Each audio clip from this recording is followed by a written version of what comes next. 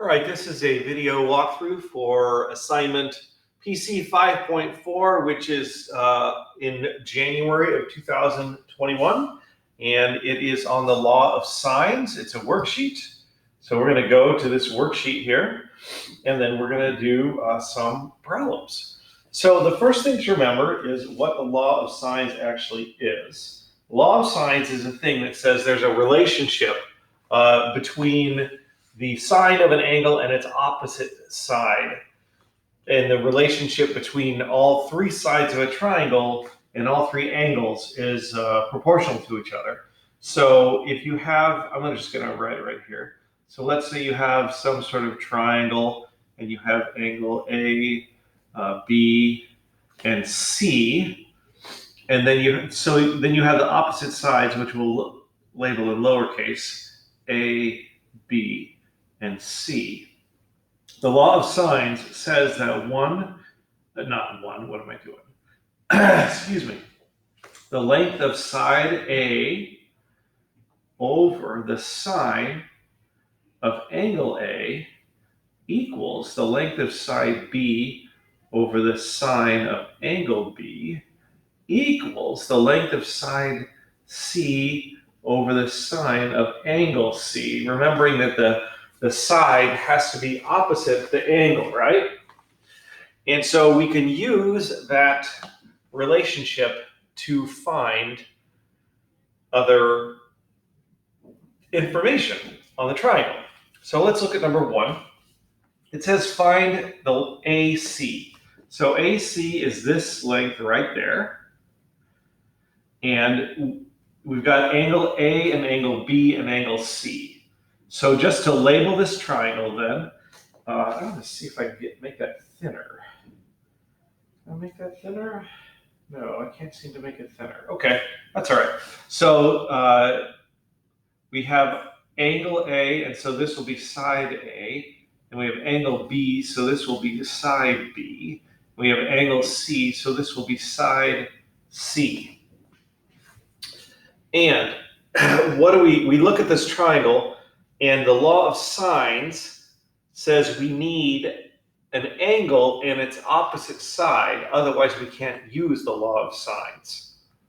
And so here we don't actually directly have the information. I kind of wish they wouldn't have done this on the very first example, but they did, so that's what they've done.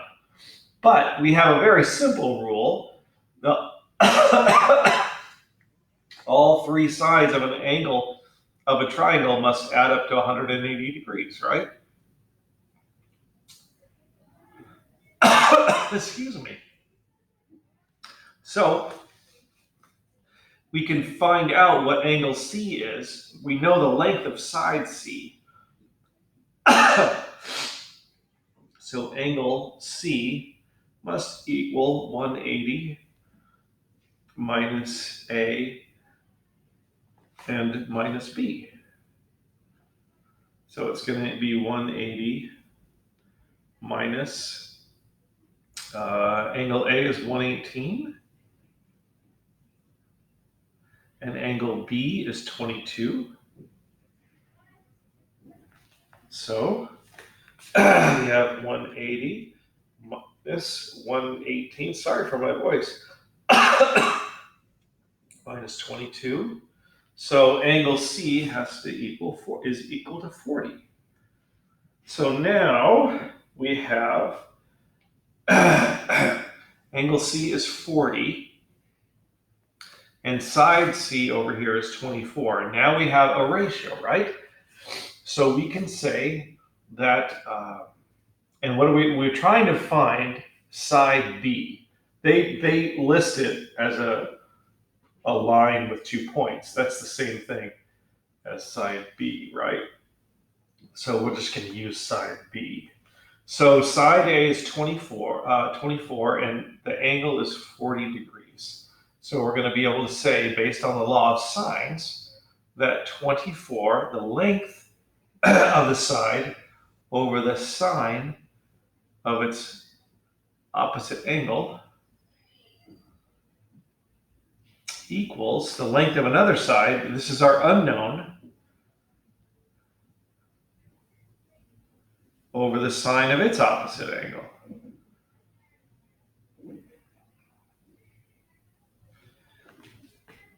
So now we just have to do our algebra and solve for b. And so just kind of moving down here a little bit. I'll go down. I'm going to be down here. So then we'll multiply both sides by the sine of 22.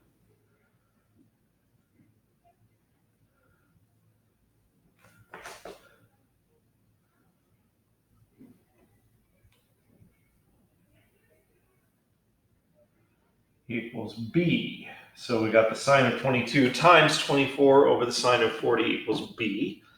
And let's just do that. And when you're entering these kind of things in your calculator, make sure you're watching how you do it and you got the right amount of parentheses and all that stuff.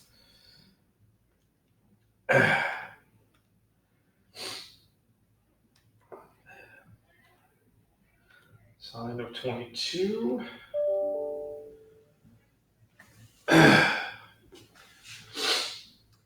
So I got, that doesn't seem like that could be right. Must have answered something, done something wrong in my calculator here. Let me just double check everything. So b over the sine of 22 will c over the sine of 40. That's got to be right. Okay. 24 divided by the sine of 40 equals that times the sine of 22. There we go. So I got 13.98, and they want to round it to the nearest tenth, it says right there, right? So 13.987, and we're rounding it to the nearest tenth. So we'll say it's approximately equal to, the answer is actually going to be 14.0. And they don't have units on the length.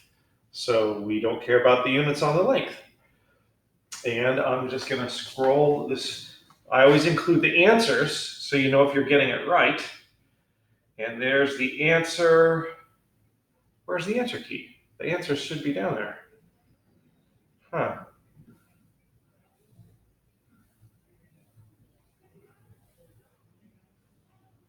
Oh, there. Oh, 14. Yeah, there it is right there. I didn't see it.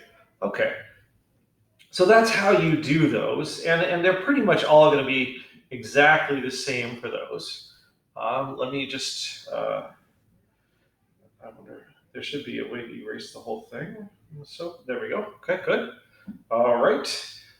So 3, 5, 7, those are all about the same. They're all about the same. You gotta, find the missing angle or whatever. Okay, hang on. There is, let's see. Oh no, that's all the same. Okay, so then for these other ones, now we're not doing 19, 21, 23, so don't worry about those. But we do want to do 11 just by way of example as well. So basically, it's going to be exactly the same thing, except you gotta draw the triangle out, and you have to make sure you label. We use uppercase letters, capital letters for the angles, and lowercase letters for the sides. And you have to make sure the side and the angle match. So I'm just going to draw these out because once you see it, you'll see they're exactly the same. So for 11, and you can just draw a triangle. You don't have to try to get the angles close or anything because you know the math, right? So we just draw a triangle. We'll go A, B, C, and then make sure the sides are opposite that A. Oops, that's C, that's A, and that's B. All right? And now we know the measure of angle A is 70 degrees. And the measure of side A is 25. Okay. And we know the measure of side C is 26. So you have, I'll just kind of go over here now. So you have one side and one angle. When it says solve each triangle, That means find the rest of the sides and the rest of the angles. So here you have a side and an angle. So we were already going to be able to say that 25, this is angle, that's side A over the sine of 70 degrees equals 26 is the length of side C, 26 over the sine of angle C. I'm going to go ahead and solve this because it's got a little bit of stuff going on here. Okay, so the first thing is whenever you're working with proportions like this, you can just flip them. You can't flip one without flipping the other. But if you have a fraction on each side of the equal sign, you are free to just flip it if that makes things easier. So I'm going to do that now because it will make things easier. So there's sine of 70 degrees over 25 equals the sine of C over 26. Now with just a little bit of algebra, we'll move that 26 over, right? We'll just multiply both sides by 26. So we're going to get 26 times sine of 70 over 25, let's make that degrees, equals the sine of C. So now we're going to get a number. Let's get a number. The sine of 70. Make sure your calculator is in degrees or radians as appropriate. Times 26. So the number I got here is point, and you're going to want to use at least 4 decimal places when you're working with sine and cosine and tangent, because they're very sensitive, especially sine and cosine. 977. I'm going to round it to 3 there. That equals the sine.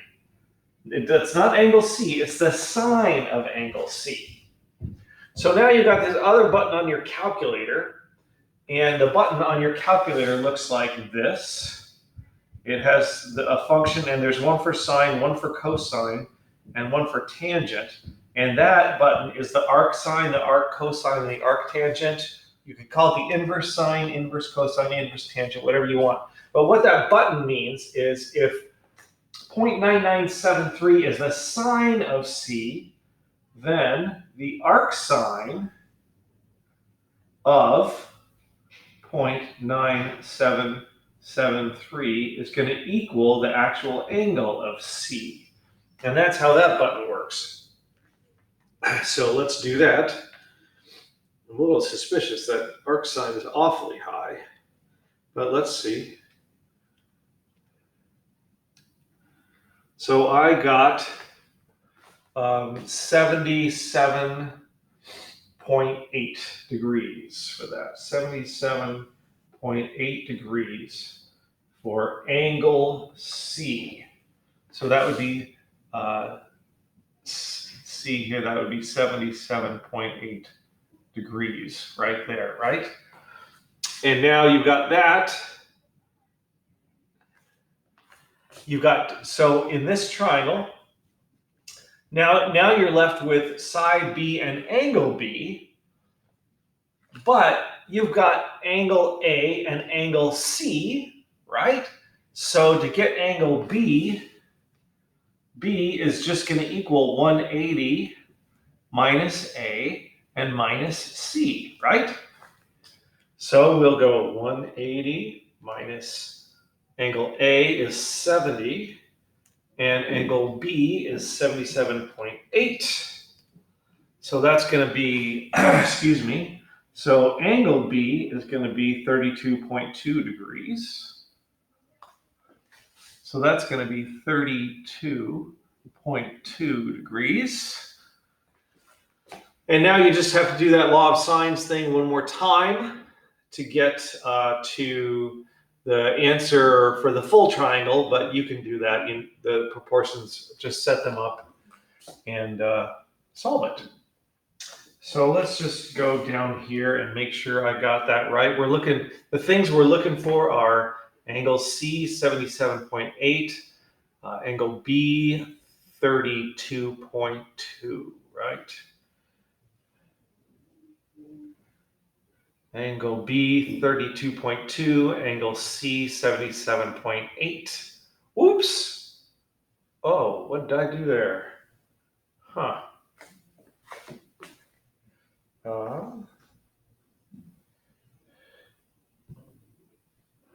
Okay, well, anyway, hope that helps. And we're going to call it. And I'll go on to making other videos. Bye.